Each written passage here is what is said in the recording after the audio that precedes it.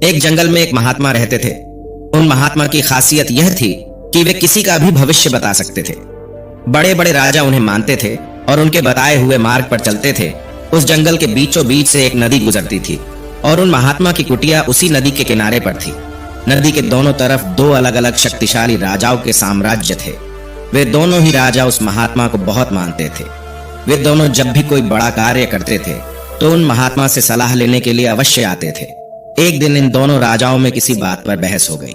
बात इतनी बढ़ गई कि नौबत युद्ध पर आ गई। युद्ध की तारीख और समय तय कर दिया गया।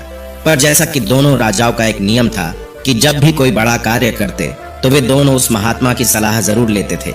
इसीलिए पहला राजा उन महात्मा के पास आता है और उनसे पूछता है कि महात्मा जी, मैंने पड़ोस के राजा के साथ युद्ध करने का फैसला किया है, इसीलिए यह जानना चाहता हूँ कि युद्ध का परिणाम किसके पक्ष में होगा। वे महात्मा कहते हैं कि यदि तुमने युद्ध किया तो तुम्हारी हार निश्चित है। फिर वो राजा महात्मा जी से पूछता है कि क्या जीतने का कोई भी उपाय नहीं है। वे महात्मा कहते हैं नहीं, कोई उपाय नहीं है। यदि युद्ध किया तो हार निश्चित है। फिर वह राजा कहता है कि तलवार मेयान से निकल चुकी है, अब युद्ध टलेगा तो नहीं, जो होगा देखा जाएगा। फिर वो राजा उसी समय वहां से चला जाता है और अपनी सेना से जी तोड़ मेहनत करने के लिए कहता है। सभी सैनिक राजा की आज्ञा मानकर जी तोड़ मेहनत करने के लिए लग जाते हैं। दूसरे दिन दूसरा राजा उन महात्मा के पास आता है और उनसे पूछता है कि महात्मा जी, मैं पड़ोस के राजा के साथ युद्ध करने के लिए जा रहा हूँ, इसीलिए मैं इस युद्ध का परिणाम जानना चाहता हूँ कि युद्ध किसके पक्ष में रहेगा। वे महात्मा कहते हैं कि निसंदेह जीत तुम्हारी है और उस राजा के पास तुम्हें हराने का कोई उपाय नहीं है। उन महात्मा की बात सुनकर वो राजा बहुत ही ज्यादा प्रसन्न हो जाता है और सीधा जाकर अपनी सेना को यह खुशखबरी सुनाता है कि युद्ध में उनकी जीत पक्की है। ये बात सुनकर उस राजा के सैनिक भी बहुत खुश हो जाते हैं और युद्ध की तैयारियों में लग जाते हैं। समय बीतता गया और आखिर युद्ध का दिन आ जाता है। फिर युद्ध की रणभेरिया बजाई जाती है और युद्ध शुरू हो जाता है। दोनों सेनाएं एक दूसरे के साथ भिड़ जाती है और मार काट मच जाती है। देखते ही देखते जिस पहले राजा की हार निश्चित थी, वे दूसरे राजा की सेना को ढेर कर देती है और पहला राजा वो युद्ध जीत जाता है जिसे उन महात्मा ने कहा था कि वो युद्ध हार जाएंगे। युद्ध जीतने के बाद वो पहला राजा उन महात्मा के पास आता है और उनसे पूछता है कि महात्मा जी, आपने तो कहा था कि मैं वो युद्ध हार जाऊंगा, लेकिन मैं तो युद्ध जीत गया हूं। आपकी भविष्यवाणी गलत कैसे निकली।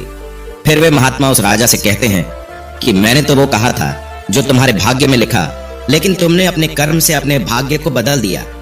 तुम्हारी जीत का कारण यह है कि तुमने अपने भाग्य से ज्यादा अपने कर्म को आवश्यक समझा और उस दूसरे राजा ने अपना सब कुछ भाग्य पर छोड़ दिया।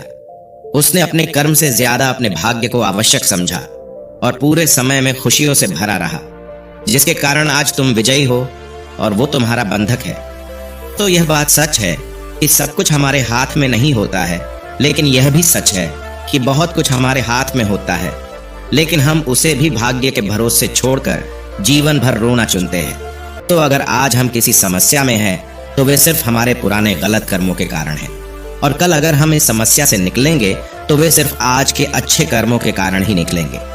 दोस्तों, अगर आप आज कुछ नहीं करते हैं तो कुछ तो होगा ही, और वो आपका भाग्य है।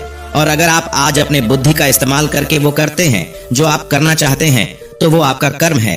तो ये आपके ऊपर निर्भर करता है कि आपको कुछ करना है या अपने भाग्य के भरोसे बैठे रहना है। दोस्तों, आप हमें कमेंट करके जरूर बताएं कि आपको यह कहानी कैसी लगी। ऐसी ही कहानियों को पाने के लिए आप हमारे चैनल को सब्सक्राइब जरूर करें।